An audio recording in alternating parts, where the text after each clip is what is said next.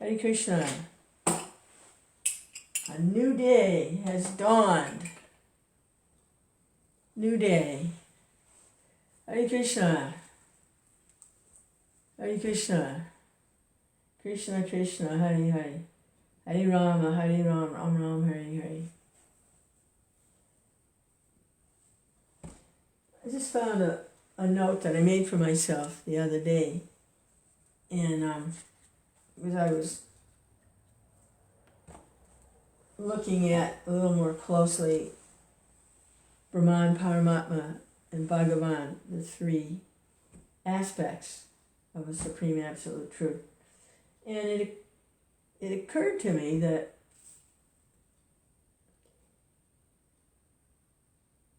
those that are focused on impersonal realization, that conclusion that God really isn't a personal form, is not a person, and there's no form, has no form, it is formless, that actually everything is just spirit. Of course, that really doesn't account for,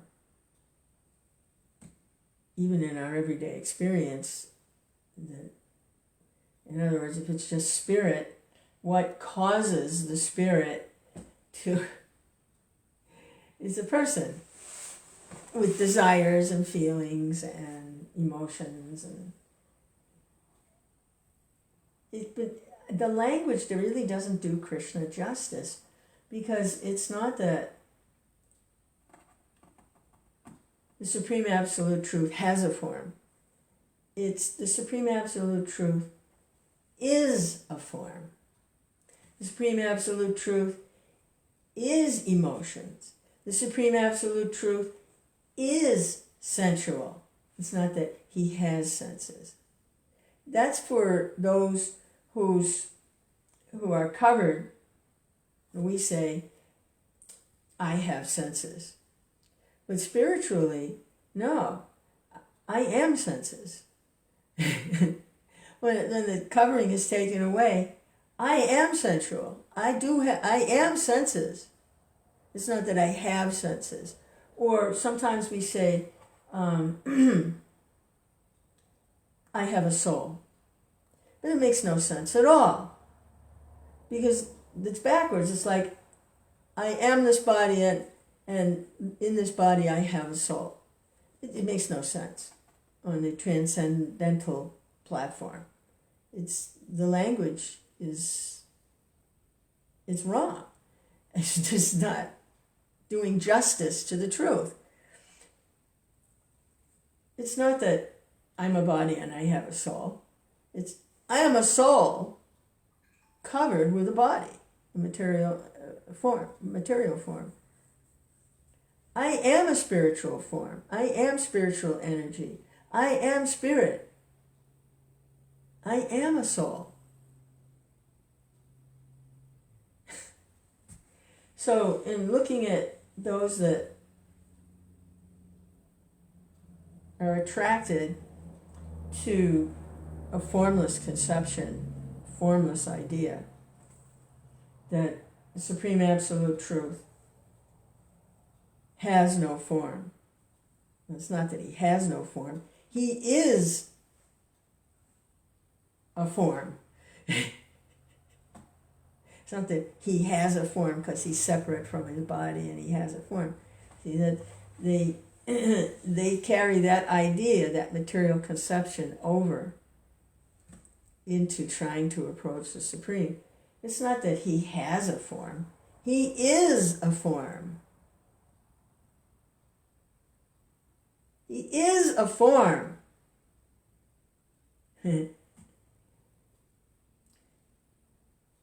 And actually, they're tricked in many ways.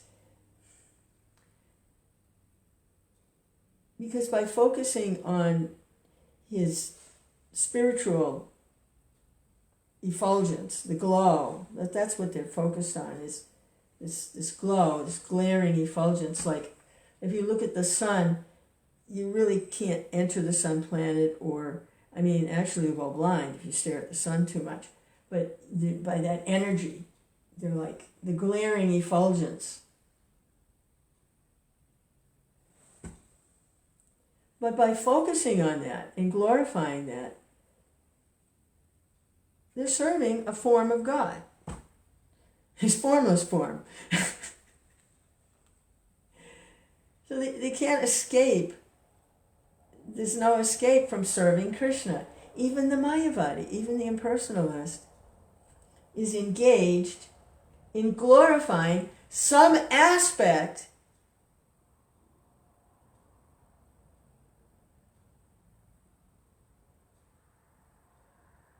of the form of God. They're actually glorifying an aspect of God. They're stuck on the glare, the glaring effulgence, like staring at the sun. Hare Krishna. Actually, you know how if you're in a really dark room, it's like pitch black, and you flip on the light, it's like you're blinded by the light. You can't, in the dark you can't see anything at all. And then you flip on the light and you still can't see because you're blinded by the light until you acclimate to the brightness.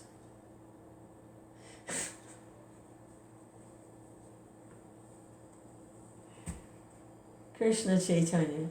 Krishna doesn't have a form. He is a form. He is form, personified.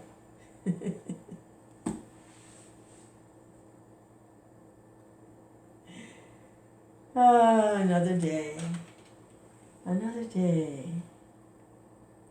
He is pastimes. He doesn't like have pastimes. You know, he's non-different from his name. He is his name. He is his pastimes. He is his form. He doesn't have pastimes, have a form. He is that form. He is those pastimes. He is. Krishna. No, God is not dead.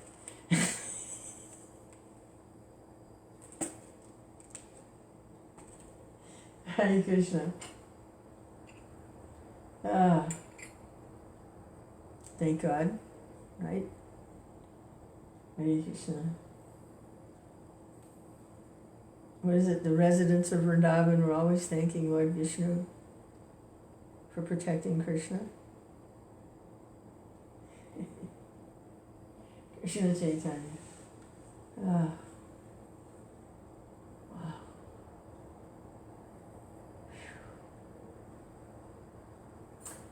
All right, so we are going to associate with Krishna through his pastimes by hearing.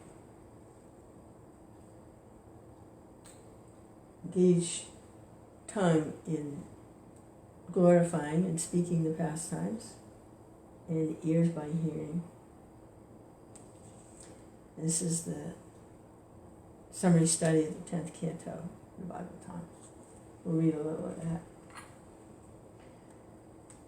Hare Krishna, Krishna Krishna, Hare Hare, Hare Rama, Rama Rama, Hare Hare.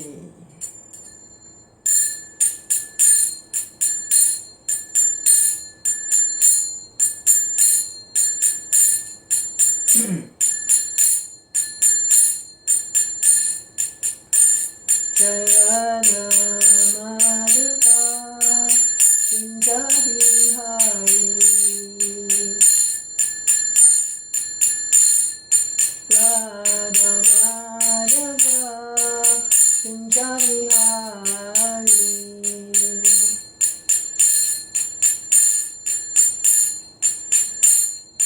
Gopi Jana Bhalava, Srivaridari.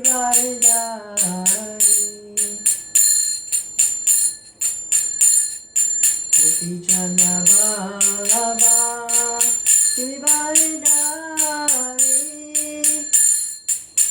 Yashodanandana Brajashanarandana Yashodanandana Brajashanarandana Yamunatira Pranachari Yamunatira Mutari.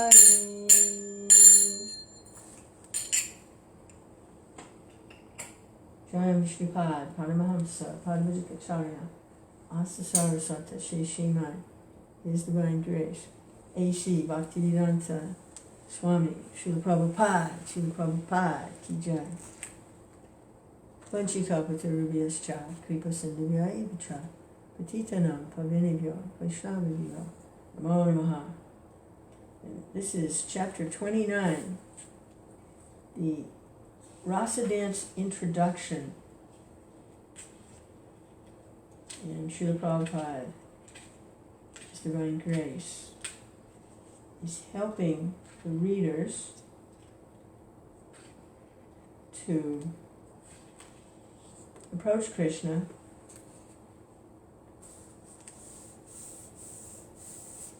in the recommended way,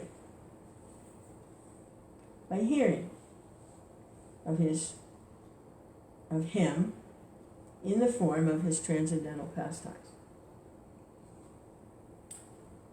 And where did we leave off? Let's see.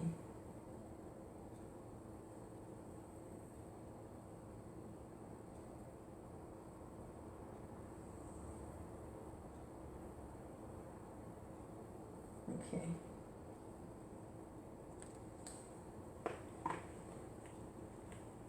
In the Bhagavad Gita, 18th chapter, the Lord also states that one who is engaged, let's see, we read that.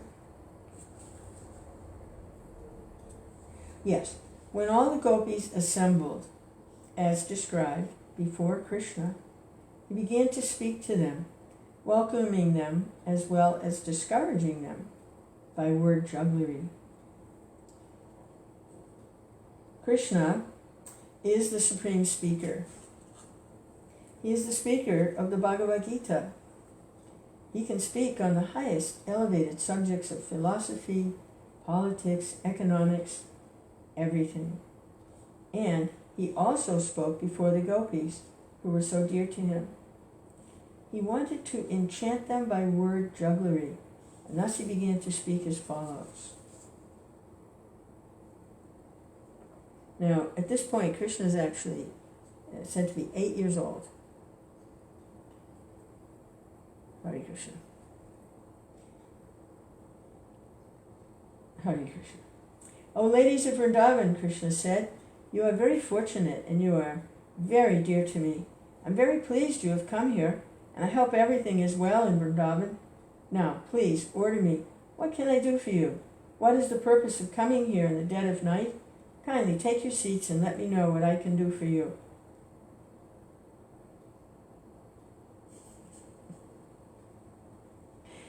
The gopis had come to Krishna to enjoy his company, to dance with him, embrace him, kiss him.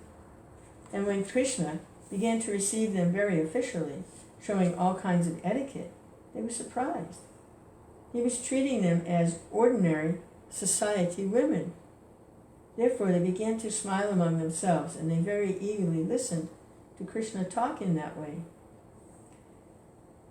When he saw that they were smiling at him, he said, my dear friends, you must know now that it is the dead of night, and the forest is very dangerous. At this time, all the ferocious jungle animals, the tigers, bears, jackals, and wolves, are prowling in the forest. Therefore, it's very dangerous for you. You cannot select a secure place now. Everywhere you go, you will find that all these animals are loitering to find their prey. I think, therefore, that you are taking a great risk in coming here in the dead of night. Please, turn back immediately, without delay.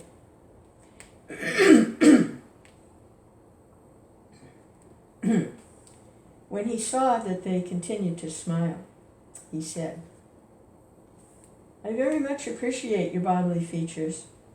All of you have very nice thin waists. All of the gopis there were exquisitely beautiful. They're described by the word sumadhyama.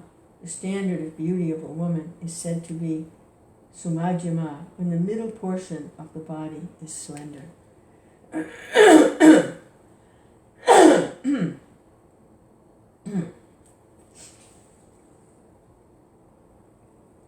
Krishna wanted to impress on them that they were not old enough to take care of themselves.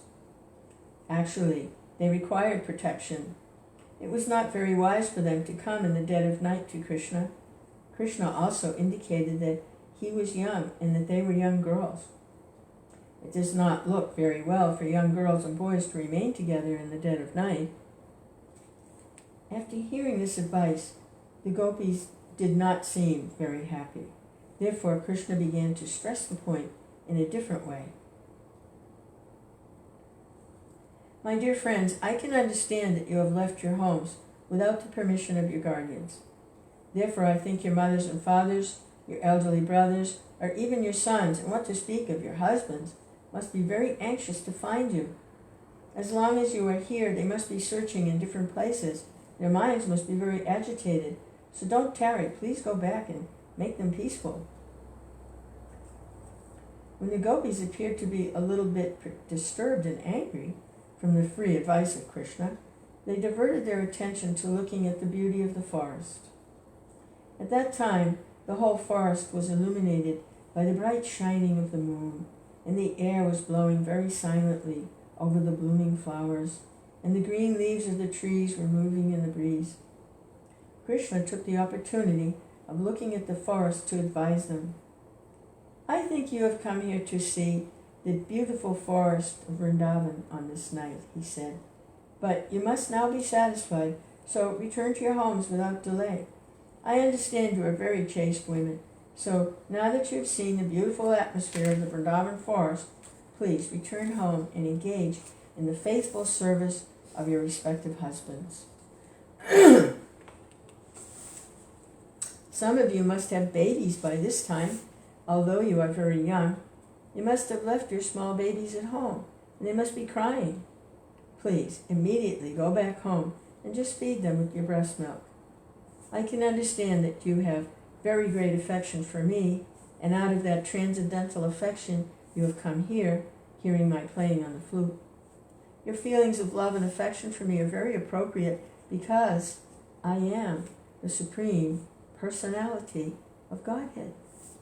All living creatures are my parts and parcels, and naturally they are affectionate to me. So this affection for me is very much welcome, and I congratulate you for this. Now, you can go back to your homes. Another thing I must explain to you is that for a chaste woman, service to the husband without duplicity is the best religious principle. A woman should not be only satisfied and chaste to the husband, but affectionate to the friends of her husband, and obedient to the father and mother of the husband, and affectionate to the younger brothers of the husband, and most importantly, the woman must take care of the children. In this way, Krishna explained the duty of a woman. He also stressed the point of serving the husband. Even if he is not a very good character, or even if he's not very rich or fortunate, or even if he is old or invalid on account of continued diseases, whatever her husband's condition, a woman should not divorce her husband if she actually desires to be elevated to the higher planetary systems after leaving this body. Besides that, it is considered abominable in society if a woman is unfaithful and goes searching for another man. Such habits will deter a woman from being elevated to the heavenly planets, and the results of such habits are very degrading. A married woman should not search for a paramour, for this is not sanctioned by the Vedic principles of life. If you think that you are very much attached to me and you want my association, I advise you not to personally try to enjoy me. It is better for you to go home. Simply talk about me, think of me, and by this process of constantly remembering me and chanting my names, you will surely be elevated to the spiritual platform.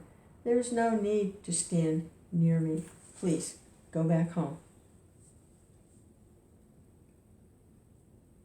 The instruction given herein by the Supreme Personality of Godhead to the gopis was not at all sarcastic.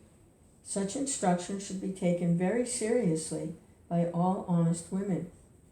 The chastity of women is specifically stressed herein by the Supreme Personality of Godhead.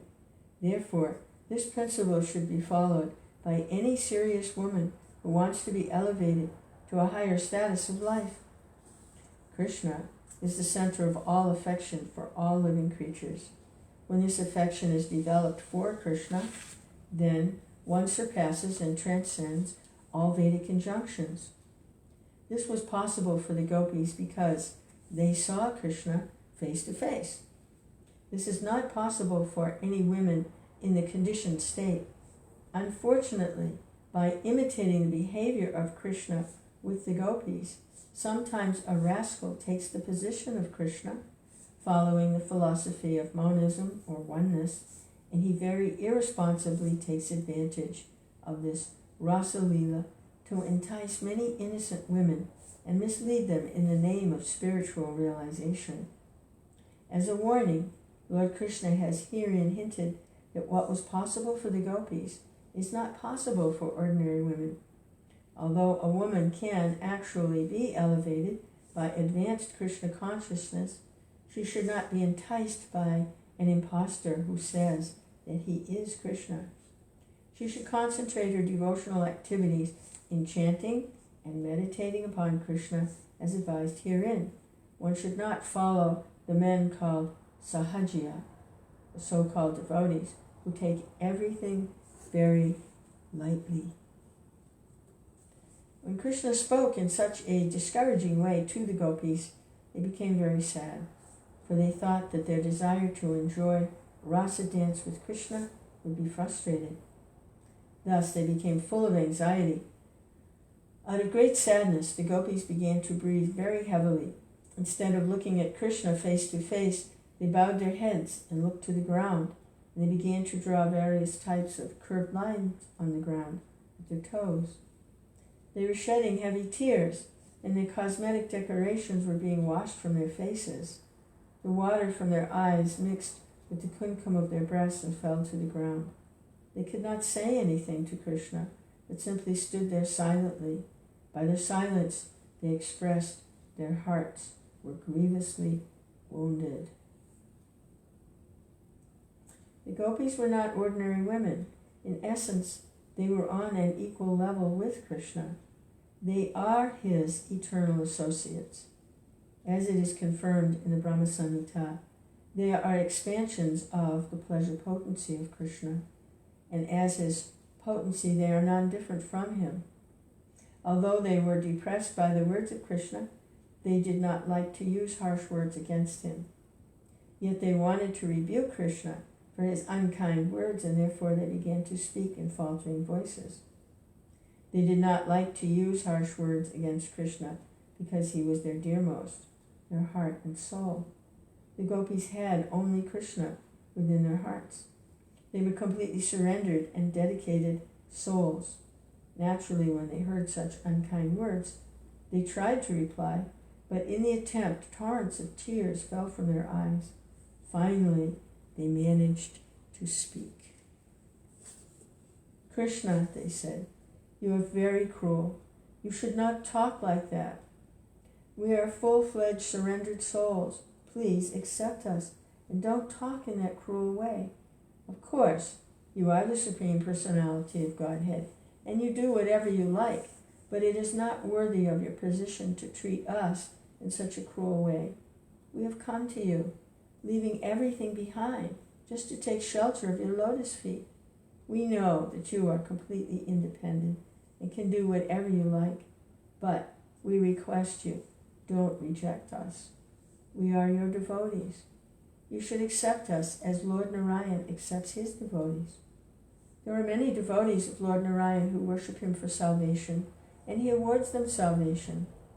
Similarly, how can you reject us when we have no other shelter than your lotus feet?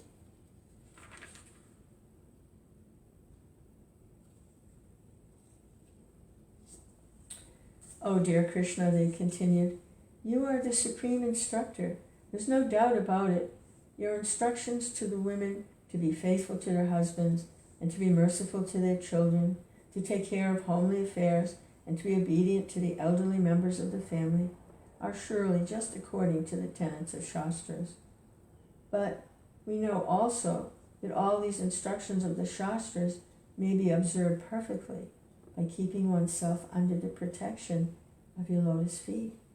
Our husbands, friends, family members, and children are all dear and pleasing to us only because of your presence. For you are the supersoul of all living creatures. Without your presence, one is worthless. When you leave the body immediately dies, and according to the injunction of the Shastra, a dead body must immediately be thrown in a river or burned. Therefore, ultimately, you are the dearmost personality in this world. By placing our faith and love in your personality, there is no chance of our being bereft of husband, friend, sons, or daughters. If a woman accepts you as the supreme husband, then she will never be bereft of her husband, as in the bodily concept of life. If we accept you as our ultimate husband, then there is no question of being separated, divorced, or widowed. You are the eternal husband, eternal son, eternal friend, and eternal master. And one who enters into a relationship with you is eternally happy. Since you are the teacher of all religious principles, your lotus feet first have to be worshipped. Accordingly, the Shastras state, Acharya Upasana, the worship of your lotus feet is the first principle. Besides that, as stated in the Bhagavad Gita, you are the only enjoyer. You are the only proprietor. You are the only friend. As such, we have come to you, leaving aside all so-called friends, society, and love, and now you have become our enjoyer. Let us be everlastingly enjoyed by you. Be our protector, for that is your natural claim, and be our supreme friend, for you are naturally so. Let us thus embrace you as the supreme beloved. Then the gopis told the lotus-eyed Krishna, please, do not discourage our long-cherished desires to have you as our husband. Any intelligent man who cares for his own self-interest reposes all his loving spirit in you. Persons who are simply misled by the external energy, who want to be satisfied by false concepts, try to enjoy themselves apart from you. The so-called husband, friend, son, daughter, or father and mother are all simply sources of material misery. No one is made happy in this material world by having a so-called father, mother, husband, son, daughter, and friend. Although the father and mother are expected to protect the children, there are many children who are suffering for want of food and shelter. There are many good physicians, but when a patient dies, no physician can revive him. There are many means of protection, but when one is doomed, none of the protective measures can help. And without your protection, the so-called sources of protection simply become sources of continued distress. We therefore appeal to you, dear Lord of all lords, please do not kill our long-cherished desires to have you as our supreme husband.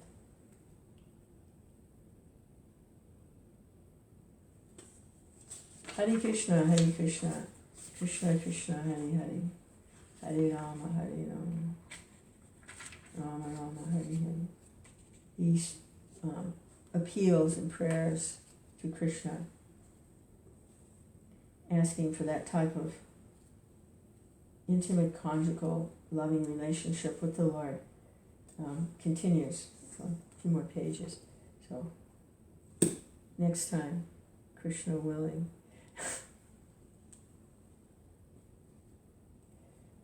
Hare Krishna, Krishna Krishna, Hare Hare, Hare Rama, Rama